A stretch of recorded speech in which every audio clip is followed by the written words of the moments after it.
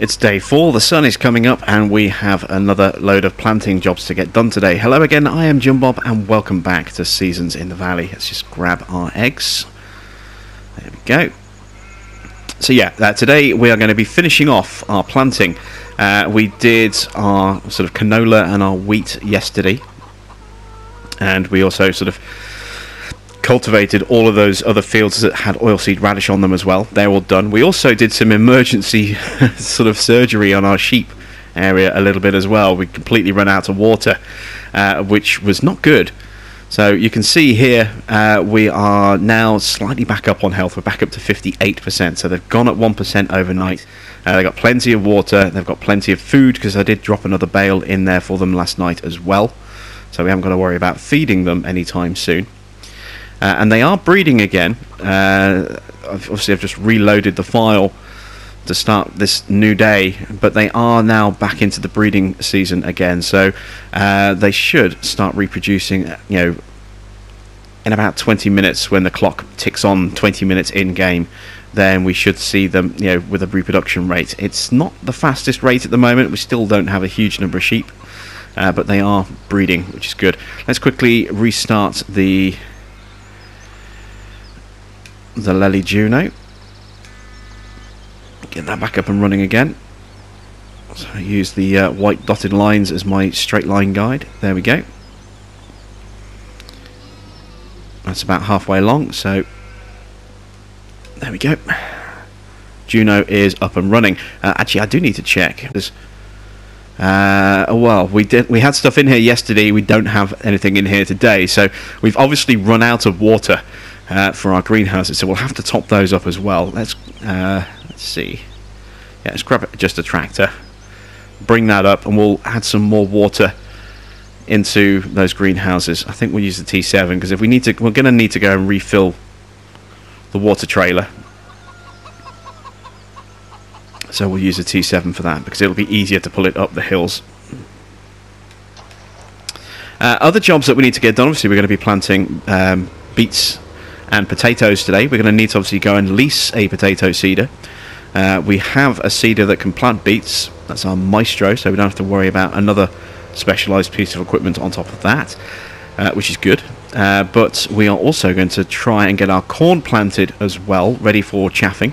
And we're going to be planting 2 different areas of corn. One near the BGA for silage to sell, and the other one is going to be fields 44, 45 and 46, which is corn we're going to bring back to the farm for chaffing and making silage here at the farm for feed.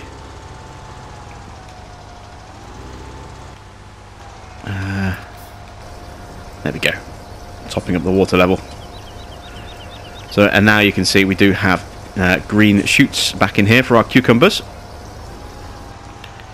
and I think that's full. Let's just pull up the help box just to double check. Yes, as I need to. We don't have enough to fill this one, but we can at least get it started. There we go. And we'll then top that up on the way back, and park up with enough water in our trailer so that we can make sure that we have water on hand to feed the sheep as well. So I'm going to run down the side of this field here, follow this around, and make our way over to the brook. In fact, actually, we can probably shortcut through the wood just here. Yeah, let's do that. Why not? There's a path just here. We can kind of latch onto that a little bit.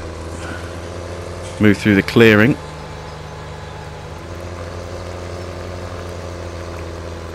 If we cut through here and come up by our meadows that I don't think have started growing yet. No, they haven't. Look, they're still brown. Oh, it's a really steep hill. Look at the steep on that. Very steep slope. There's a path here which we can then follow straight round to the crossing where we get our free water from. Oh, that's interesting. Please tell me that that is just shadows. It is. Oh, it's shadows from the trees. For a minute then I thought that there was something horribly wrong with our field, but no, it's just shadows from, I think, or is it just a different patch of... It does look very dark around the edges, and this patch here doesn't look like it's fertilised. Why is that? That's bizarre. It was all planted using the same seeder. It was planted with a worker, with fertiliser in the tank, so what's going on there? Why are we getting that two-tone kind of look? It's all the same fertilisation level look. Let's turn grass on in the crop types. Yeah, look, see, it's not. It's all showing as, you know, as at the same level. That's really strange. I don't understand that at all. I really don't. Odd, very odd. Anyway, enough of the distraction. Let's make our way over and get some water so we can sort out our greenhouses.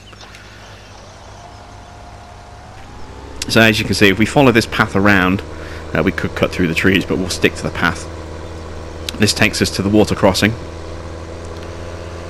So we just need to swing around this way.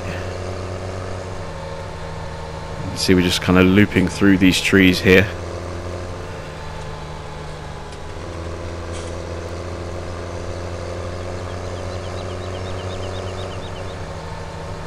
And there is the crossing, just there.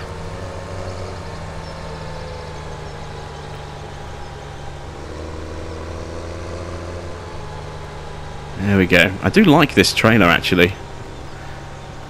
It's got a really nice look to it. It's a little awkward to use at times, but I think it's got a really good look.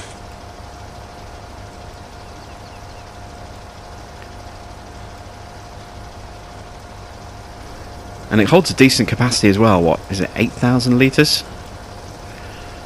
10,000 litres, something like that? I can't remember. I think it's 8. No, it's more than 8,000. Maybe it's 10,000. Or 9,000. 9,500. We'll get there eventually. But that's a pretty good capacity. You know, it's higher than the Joskin Aquatrans, which the in-game version holds 7,300, I believe. It's a little bit bigger than the modded variant of that as well, from the liquid storage pack, which holds 8,000 litres, and it's about a similar kind of size as well. And of course, with this sort of axle at the front, it's quite manoeuvrable as well, although it's a bugger to try and reverse, as we've seen many times. It's caused me a few issues trying to reverse it.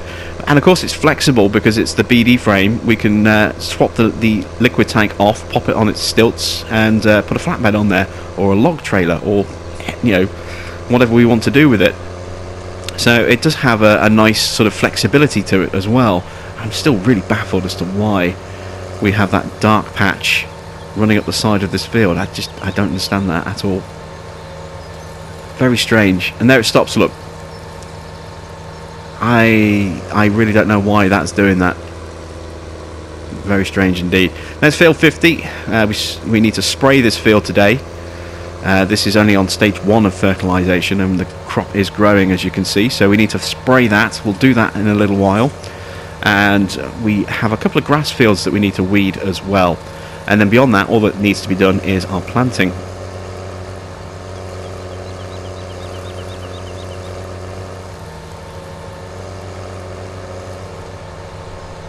See, we're making our way back up the hill here, trying to avoid clipping those trees.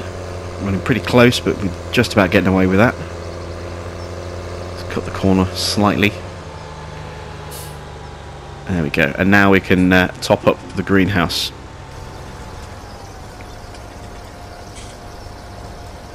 Excellent stuff. So that's now at 2,000 litres. That'll last for the next 2 or 3 days.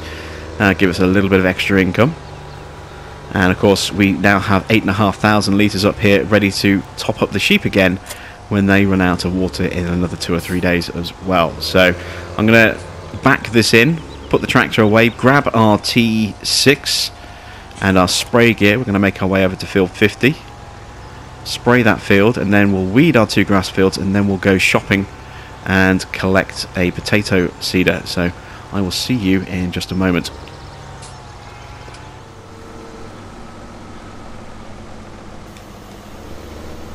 And we're off and spraying. So I've had quite a few people asking me over the last few days what happened to my Roper DLC video. For those of you that don't know, I had some health issues last week. I wasn't very well for a fair few days. I was struggling to get any recording done, and the recording I was doing wasn't turning out particularly well. The Big Bud DLC, the Roper DLC on Big Bud Farm being a prime casualty of that. I set up a special episode of Big Bud Farm. I'd had to actually sell off some of my equipment because I'd hit the slot limit, and so I didn't save anything, so I could undo those changes and revert back to Big Bud Farm once I'd finished recording.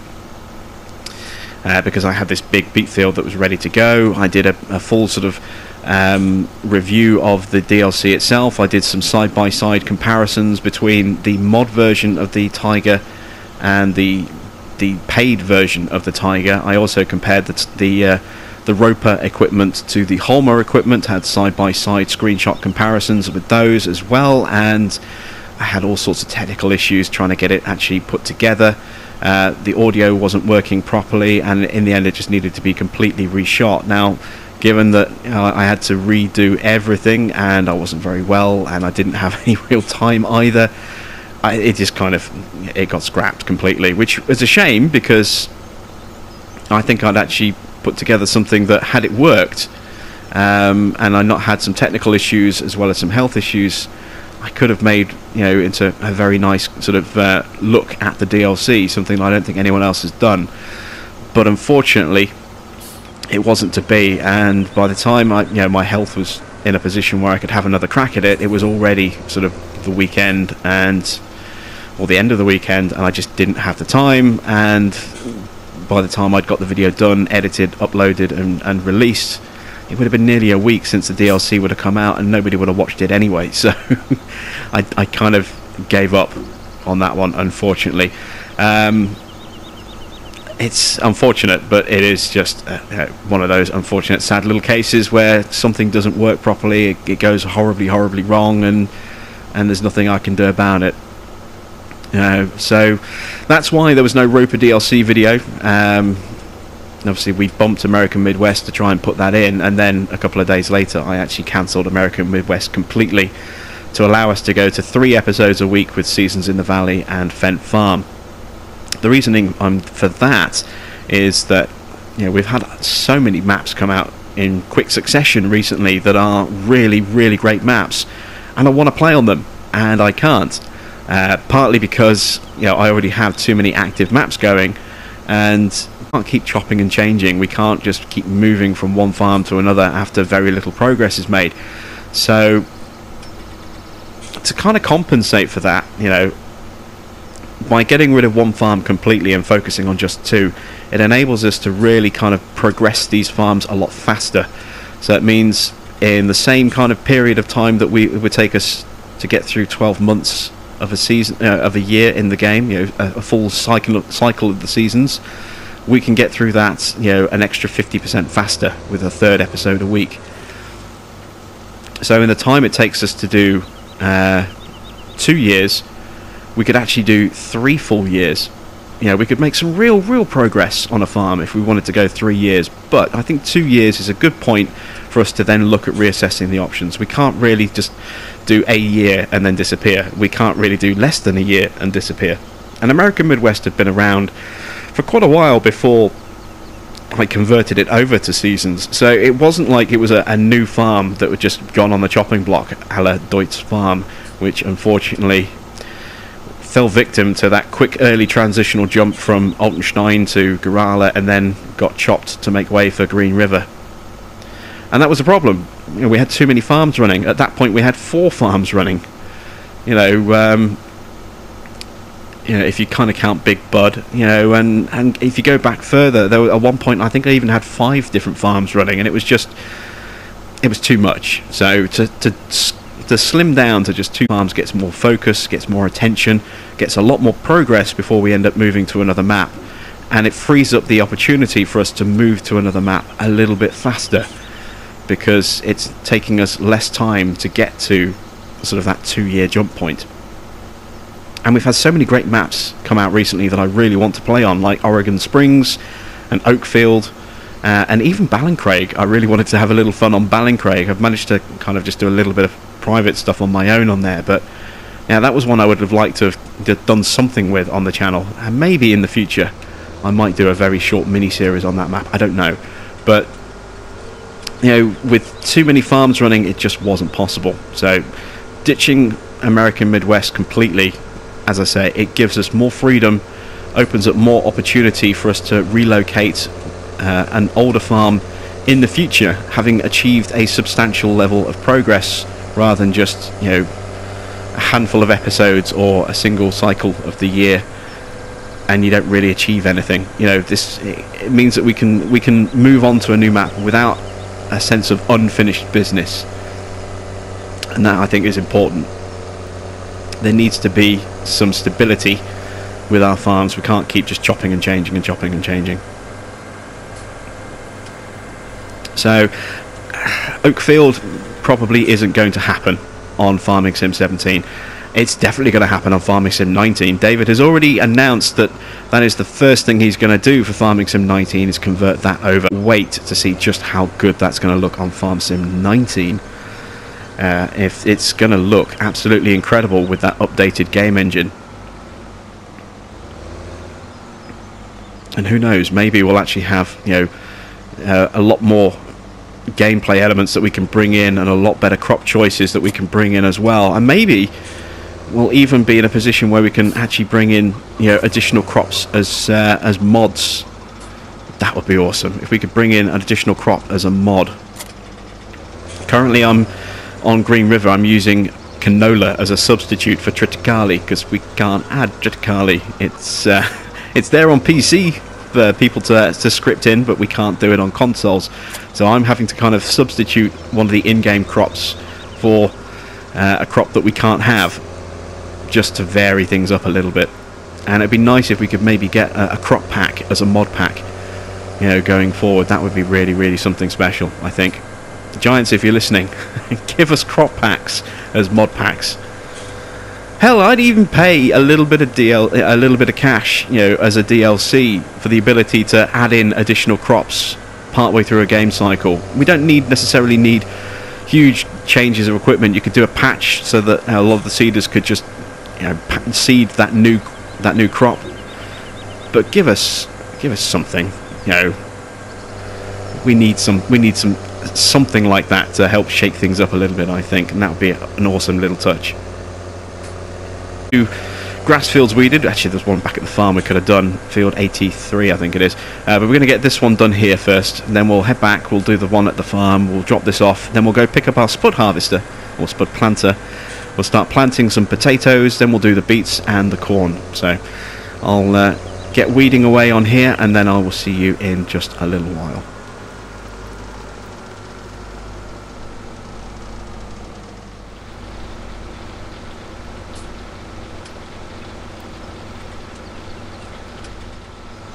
There you can see our field of poplar that we planted recently. There's going to be a lot of wood chips on that field once we can get to harvest it. I don't know how quickly it's going to take to, you know, or how, you know, fast it'll grow. I get a feeling it's going to be best part of a year, if not a full year, for that to finally be ready to harvest, which I really hope is not the case. If it is, then we probably should have planted that last year.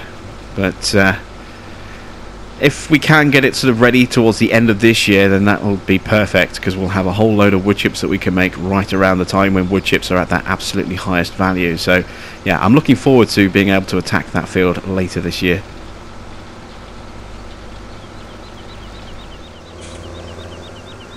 And here we are on our second grass field that needs to be weeded. So once this is done, there's very little fertilising we're going to actually have to do at all for the rest of the year.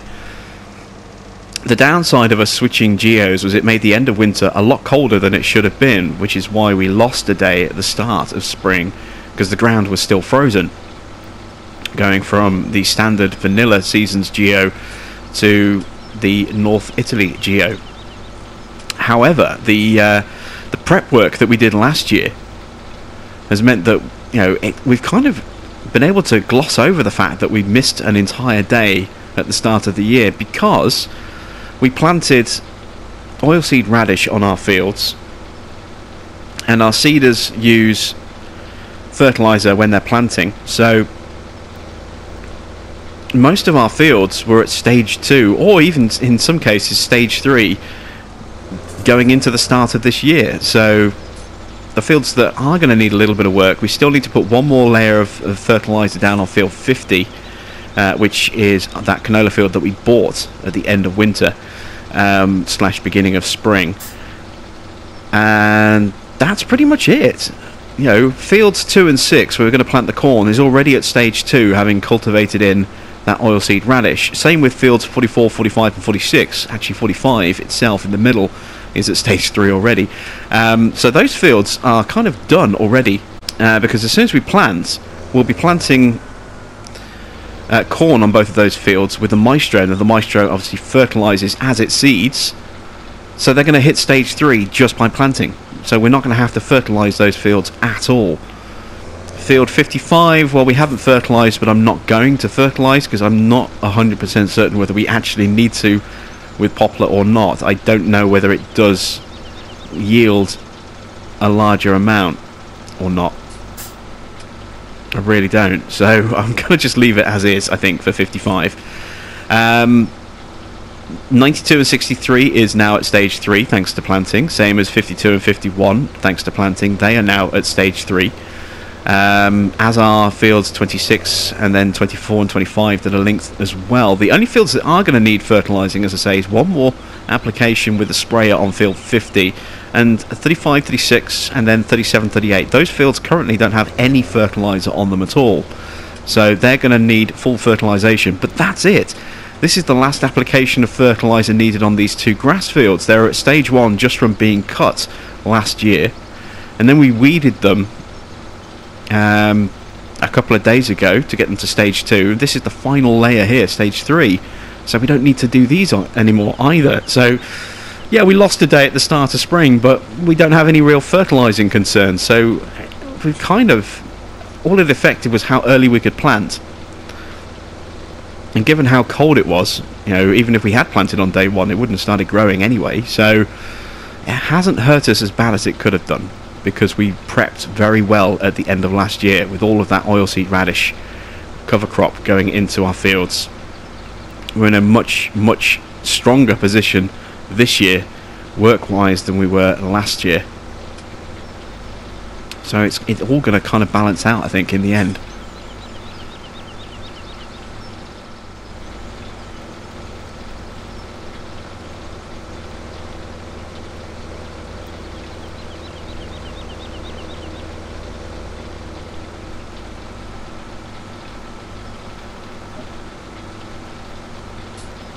And there we go, we can put away the weeder. It's not going to be quite for the last time this year.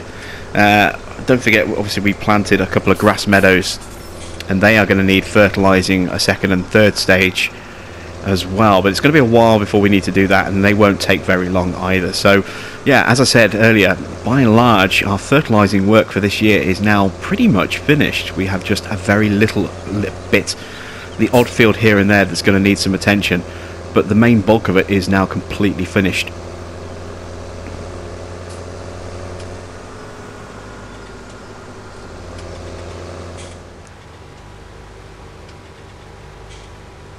As we drive past the new root crop sell point, that is the main reason why I'm doing beets and potatoes in year 2. Not because I want to do pigs at any point this year. I have no intention of doing pigs on this farm, but because I want to utilise that new sell point. So as we pull up towards the store, we're going to lease ourselves a potato planter. We're only going to do the one field, but it'll be a decent sized field, so we should get a good yield of potatoes. Same with beets as well. We're not going to end up using the Roper DLC on this particular farm, I don't think. Well, maybe at the end of the year, if those wood chips come good on our poplar field, we might use the Noir, or I think it's Navarro mouse. I think it's the way it's pronounced. The German W's tend to be quite a hard W, like a V. But let's check at the planters. So there's 2 choices for potato planting. We can get this one here, the Grimmer GL420. This has a 3 meter working width, Or there's this one here, the GL860 compactor. Now, this is the one I'm going to go with. Let's see, how much is it going to cost to lease? £5,000 plus if we go into a second hour, which we shouldn't do. Then an extra 2,300 as well. So we need to take a little bit of cash out again. Let's head across to our finance tab. We're at 285 overdrawn at the moment. We're going to need to go to 305. That should be enough. Let's lease the potato harvester. There we go. Oops, I need to turn the engine back on. I've ever done potatoes on the channel before, so this is kind of a first for us. I mean, I've done potato harvesting in the past, just as I say, I don't think I've featured it on the channel in the past, so there we go. Let's get that filled up. I'm trying to think if we do have seed points at the garden centre. I don't think we do, but we'll have a drive past there and have a quick check just to be on the safe side. If not, we can always buy a pallet back at the store rather than going all the way back to the farm to fill this thing up. Let's see. The way is clear. Do we have a seed refill point here at the garden centre? I really hope we do. It would make a lot of sense for us to have one here. But it doesn't look like it, does it? No. That's a shame. Okay, so back to the store we go then. We'll buy a pallet or maybe two of seed. And we'll stick those in the back of the spud harvester. We might actually have to top this thing up a couple of times. And this fertilises as it plants as well. So we're going to need to top up the fertiliser levels. Okay. Right, well, let's make our way around here. We might have to take another £5,000 out of the bank as well to cover the cost of these pallets. So we need... where are pallets? There we go. Going to need at least one bag of fertiliser. Probably 2 bags of seed. Let's see how we go with these two first of all. Of course, in reality, if we had already got some potatoes, we could just use those to fill up. So there goes the seed there.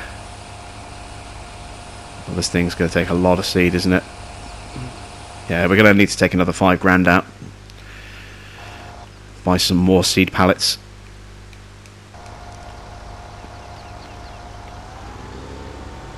Let's try and top up the fertiliser level. Why won't that go in?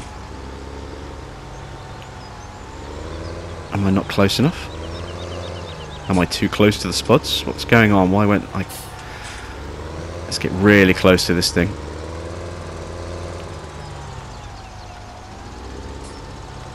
Why won't it take the fertiliser? You can hear me clicking away. It just won't take it. That's odd. That's very odd. I might have to lease something in a second that can tip that in. I wonder why that's not doing that. Because the seed goes in, look. The seed goes in as potatoes. That's very, very strange.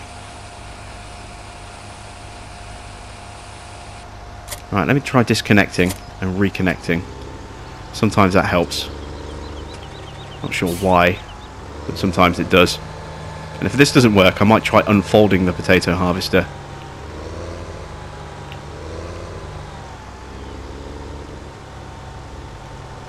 Yeah, it doesn't want to take it on that side. Maybe the fertiliser tank is on the other side and it's really fussy. I don't think it is, but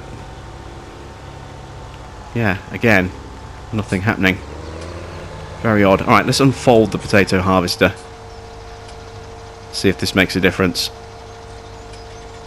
This thing's so impressive and awesome to see when it unfolds. That's so cool, that animation. I do like it. The only reason I haven't really done potatoes more often is just because they can be a real pain to harvest. But yeah, this just doesn't want to take this bag of fertiliser. I don't understand. Oh wait, is that telling me I need liquid fertiliser? I think it's telling me I might need liquid. It's got the liquid symbol, not the... Oh, if that's the case, then I've just wasted I wasted £1,000 or 1,600. Let's try this. Yeah, it needs liquid fertilizer, not solid. Okay, that's the reason why. So I'm going to have a leftover chunk of liquid fertilizer, and I'm going to need more than just a couple of bags of seed as well. This is turning out to be quite an expensive little lease. Let's fold this back up again. Okay, there we go. So we have 4,000 litres of potatoes, 800 litres of fertiliser. I've got a pallet that I can't do anything with other than use at a later time, and a leftover bit of liquid fertiliser that, again, I can't use anything with. So we may well have to come back and buy some more seed, in which case we can also top up the fertiliser at the same time, but if we need to. But, yeah, that's proved to be a little bit of an expensive mistake there. Never mind. So we'll get this on the field and start planting away as quick as we can. We should be able to see the field coming into focus just over the bridge.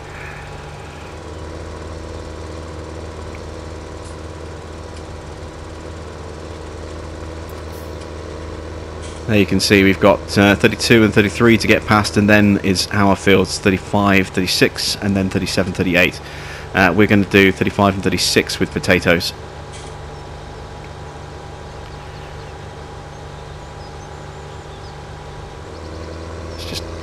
Accelerate a little bit, break the speed slightly.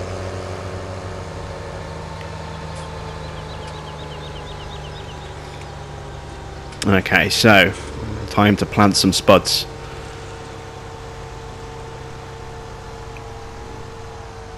So we've kind of touched on pure farming a little bit earlier.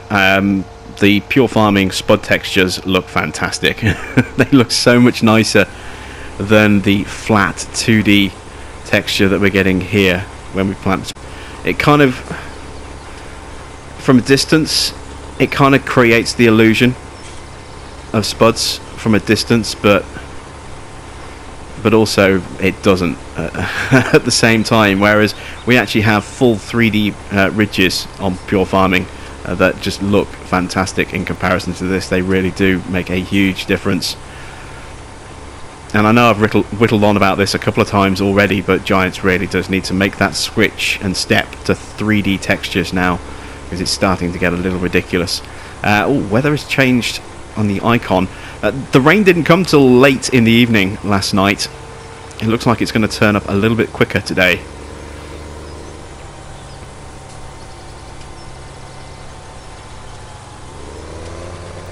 But yeah, I mean, you look at these potato ridges and they look okay, but they look absolutely fantastic on pure farming.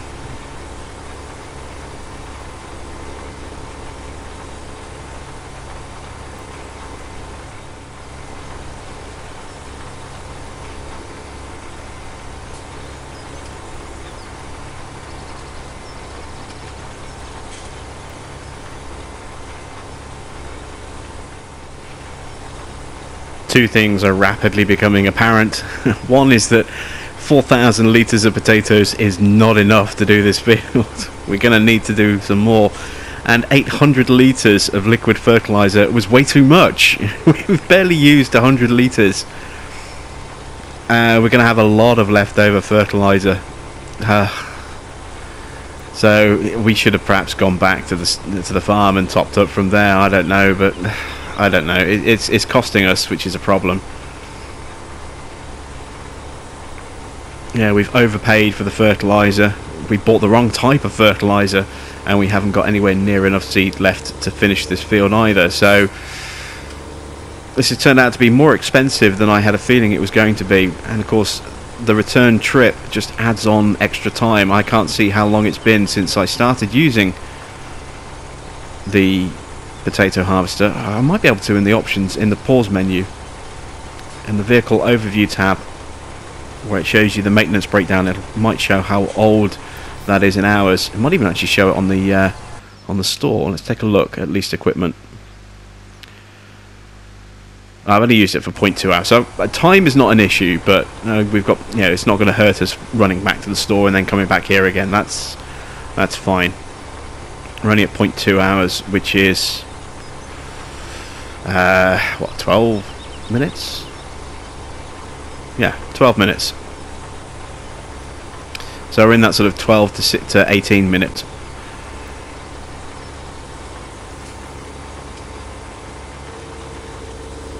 But as you can see, still got a few passes left. I might get close. One more pallet will be enough, I think. I don't think I'm going to need to have a huge amount of top up seed-wise. But yeah, it's definitely cost me a lot more to get this field planted than I thought it would.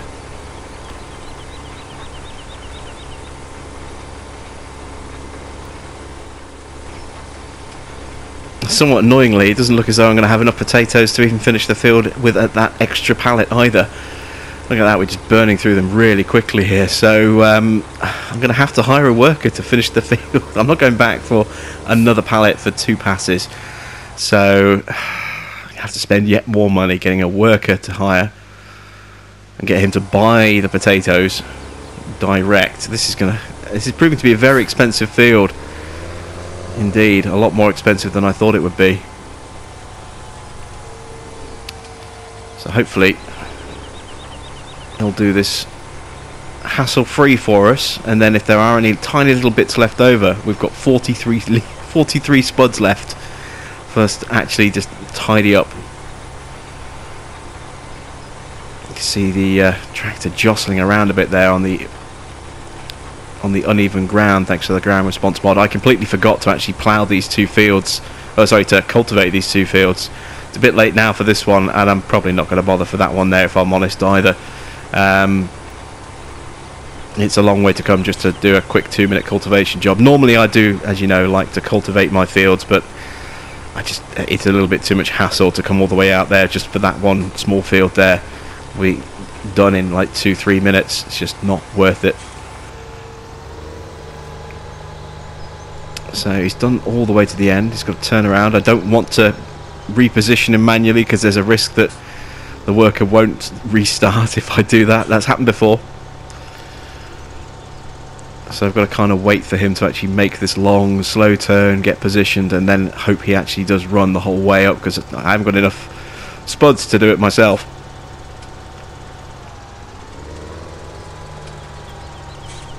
Come on, please. Please work. Yes. Okay, right. First bit of the field is done. Obviously we've got to make sure he goes all the way along. And then this is done. We can take this back. See, we've only used up 172 litres of fertiliser. So we massively overpaid for the amount of fertiliser we need. I think in future, if we're going to do spuds, we're going to have to go big with spuds and just do lots of them to really make it a worthwhile thing to do profit-wise. But I want to get some beets on that field there as well, so I'm not going to do more spuds.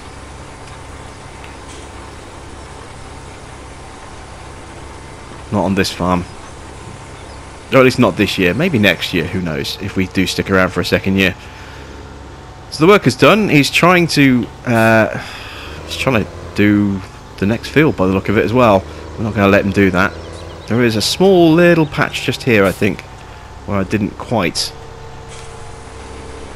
complete the line. There we go. And I think that's it. I don't think there are any other areas where I've kind of messed up. So yeah, let's return this. Let's go then plant some beets on the next door field, and once that's done we will then start planting our corn, and then I think that's going to be it for the day.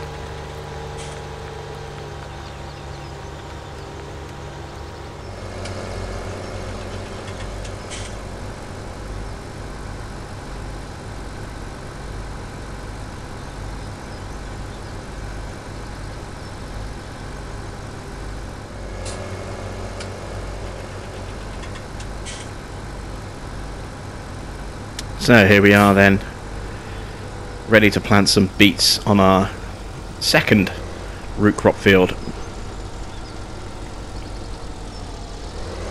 Let's get them folded, get positioned properly because we're slightly off the edge.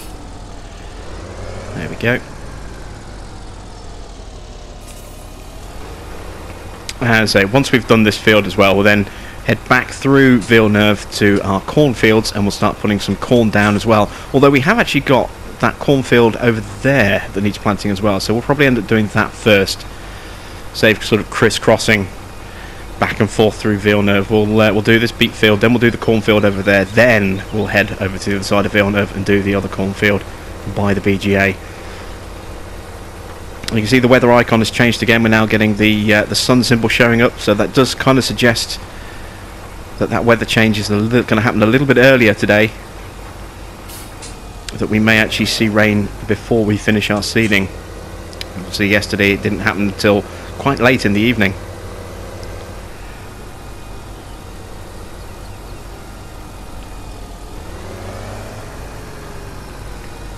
This is definitely going to take us a little while on some of these clunkier fields to get everything kind of prepped. The Maestro is not the greatest seeder when it comes to turning because of that fixed bar there, and when you have a tractor with dual wheels it does kind of make it an even more of an issue. You can't turn it quite so efficiently, so you have to take longer turns or wider turns. You have to reposition a little bit more, and of course we're quite close up against the road at this end as well, so we are going to end up kind of peeking out over the edge of the field a fair bit with each pass like this.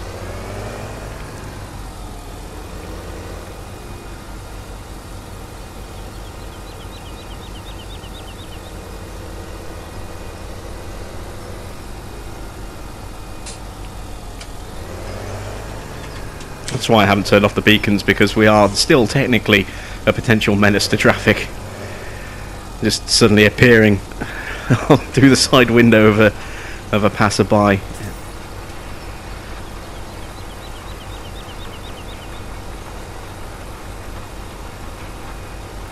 I do love the look of these tractors with dual wheels.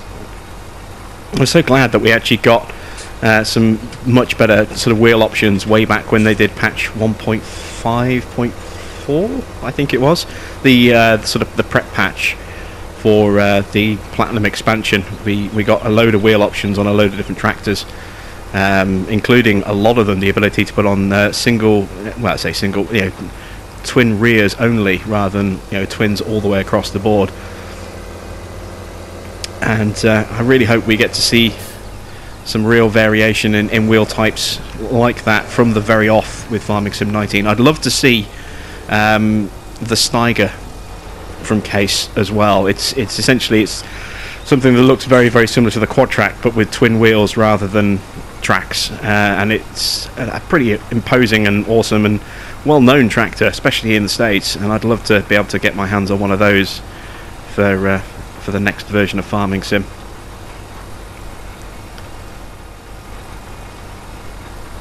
So just this final strip and then our beets are done, and we can move on and start planting some corn. A lot of corn to get planted today, and we are no doubt going to have to top up our seeder at some point.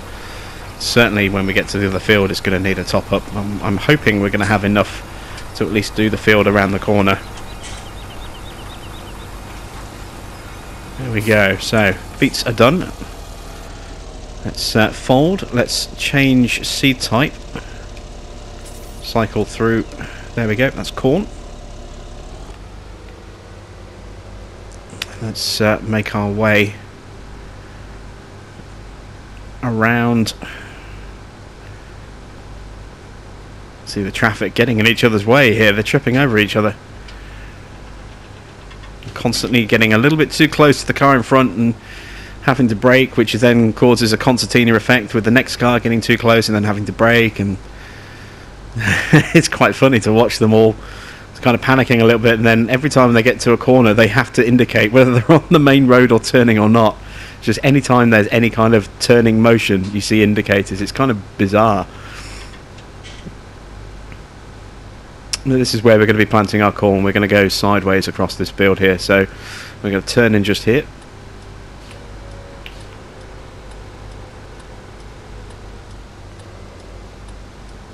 There we go. We'll start at the far end, just so we're in traffic, and hopefully I don't need to do a headland. Hopefully I've got enough kind of turning space at the bottom of the field here. So let's get them folded. And as I say, this cornfield here, we're going to have this as a secondary sort of chaffing field. So this is most likely all going to go back to the farm for loose silage, but we may end up possibly transporting some of this over to the BGA as well. I would kind of hope we won't have to do that. So there we go, seeding away on a nicely cultivated field this time. And this shouldn't hopefully take us too long.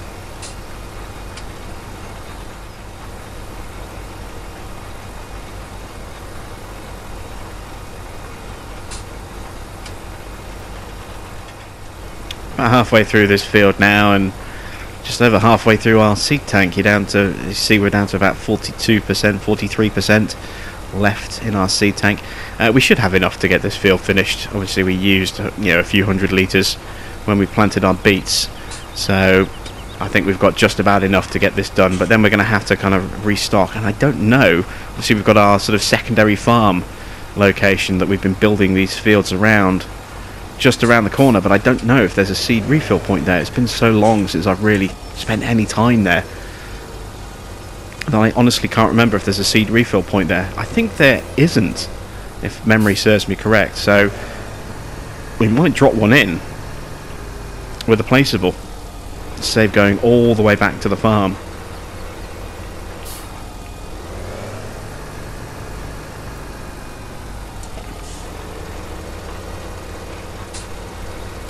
There we go, just correct that little issue. So yeah, we'll see when I finish this field. We'll head over to the little farm just around the corner, the other side of the sell point, and we'll check to see if there is actually a seed point there. If there isn't, we'll drop a placeable in so that when we are at this end of the field, if we need to, we can, or this end of the map, we can top up without having to go buy pallets at the store or head all the way back to the main farm. I'm going to have to tidy up this little strip here as well, trying to keep in a straight line, either drifting and weaving slightly. Let's just fix that.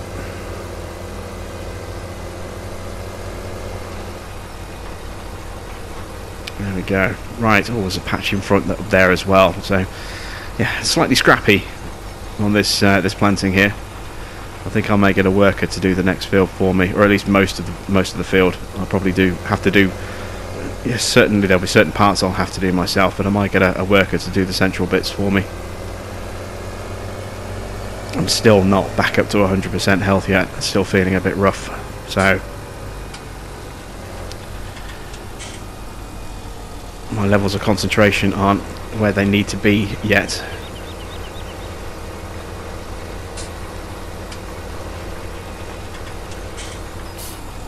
I'm making a lot of mistakes as a result. Again, you can see there, look, just missing a section there. There we go. So yeah, I'll keep soldiering on. I'll get this field done and we'll head over to the farm. I'll catch up with you in just a little moment.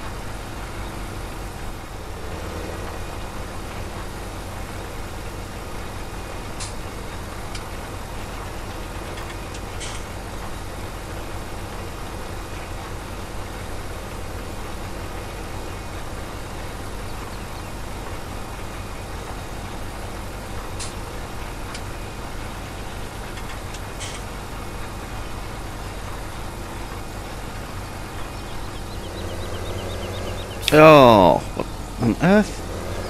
The ground's so misshapen around here, look. It doesn't want to actually plant. I wonder what was going on. I thought I'd run out of seed for a second then. Okay, that's potentially going to be a little problematic for us. If I rotate the seeder, I'll have to go into traffic here.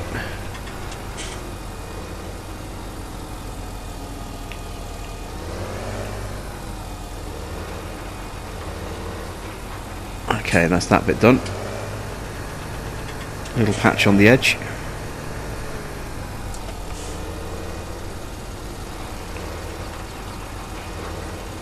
There we go. Okay, so we are done with the cornfield here. Let's make our way to our little secondary farm. You can just see it there through the trees. The edge of the red barn was poking out there.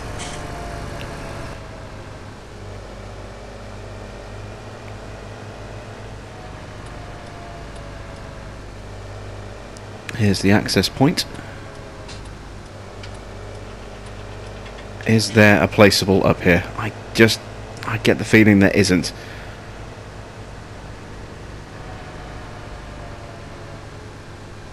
Obviously we've kind of glanced through here a couple of times, but we haven't really spent any time up here, and no, there isn't.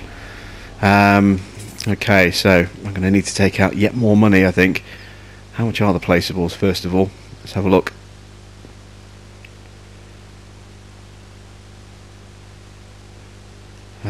Oh wow, 7,500, 7,000 for the seed container. I kind of like the idea of going with the seed container. So we're going to need to take out another 5 grand. Dipping into our loan a lot today, always in little dribs and drabs.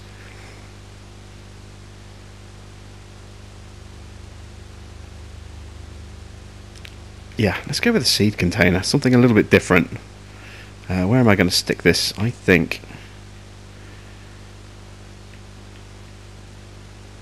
just there might be good. Hopefully those bushes will disappear.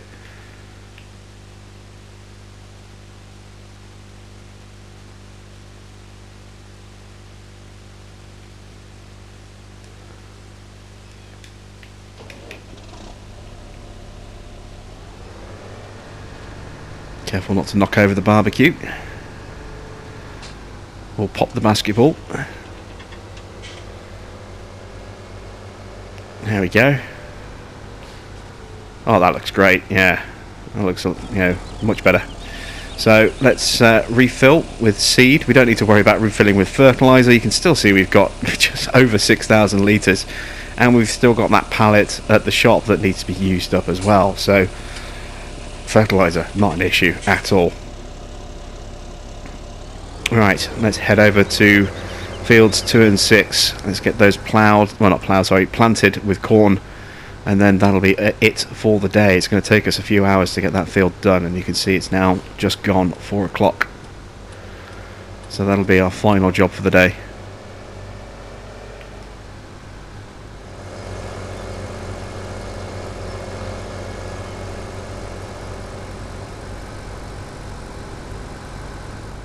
And here we are at the cornfield. So we'll get them folded, we'll get set up, we'll do the border around the edges because we're going to need to.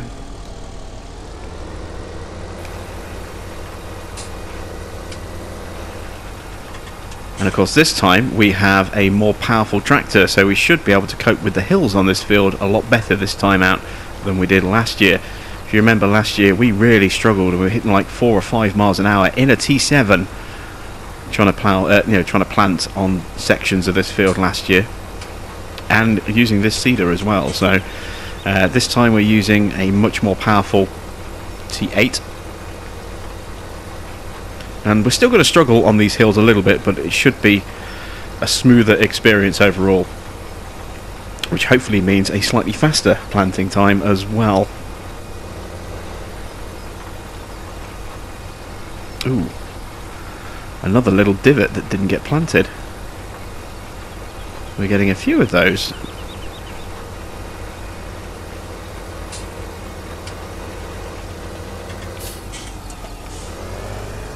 Let's go back and deal with that, and then we'll continue doing the border and start working widthways across the field.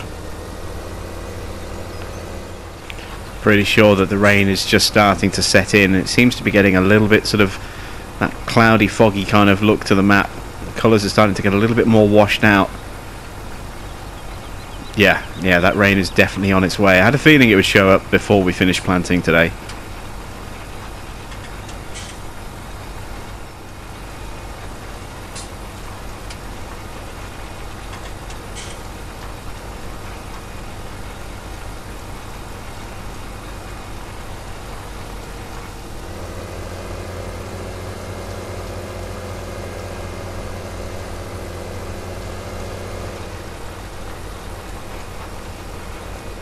every time.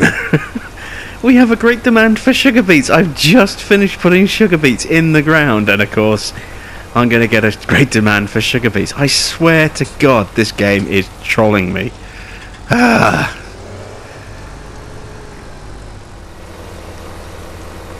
You see we're tackling one of these steep hills here, and this T6, oh sorry, this T8, I'll get the right number in a minute. This T8's making much lighter work than the T7 did last year. You know, we barely blipped down to 8 miles an hour there on probably the steepest part of this whole hill section. That's encouraging to see. This is definitely, I think, the right choice instead of getting a second T7.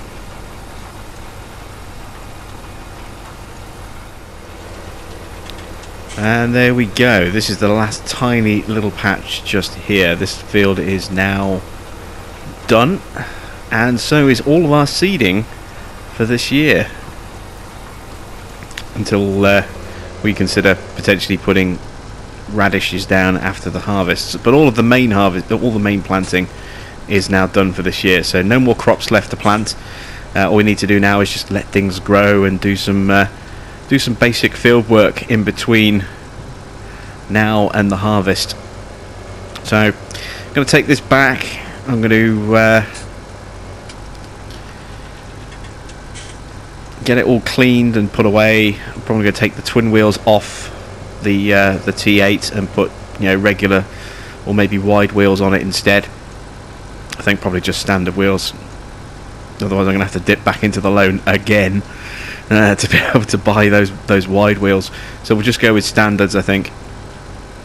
But yeah, we'll get this clean, put away, and then that's it for the day for us. Another day is done and has reached its conclusion. So tomorrow, assuming we don't have a lot of sort of fertilising work to do, which I don't think we're going to need. You know, as I say, most of the fields now are at stage 3, and the others are at stage 2 and have just been fertilised today. It looks as though we're going to do a bit more logging tomorrow and make a bit more money, try and reclaim some of the cash that we've dipped into over the last couple of days. So that's it from me. Thanks for watching. I am Jim Bob, and I'll be back with another episode of Seasons in the Valley very soon.